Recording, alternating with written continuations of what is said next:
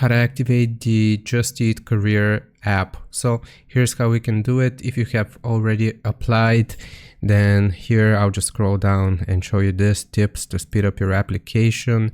So here you want to grab all of the information if you haven't supplied it yet. So you will need your ID, delivery or details of food delivery insurance, and proof of work eligibility.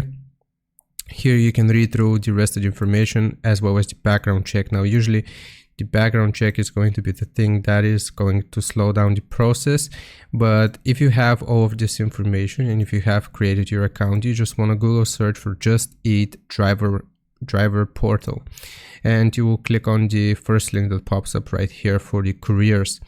Then you want to log in with your information here, and it's going to show you a list of all of the documents which you have given to, or you have given Just Eat. And if you need to fill out any extra information, you can find it on the Courier portal. So you just want to give all of the, or fill out all of the rest of the information that is required of you, and the background check can take up to 2 weeks. So you just got to be patient, and that's going to activate your account and you can begin working on Just Eat Courier. I hope this helps. Leave a like and sub, and I'll see you next time.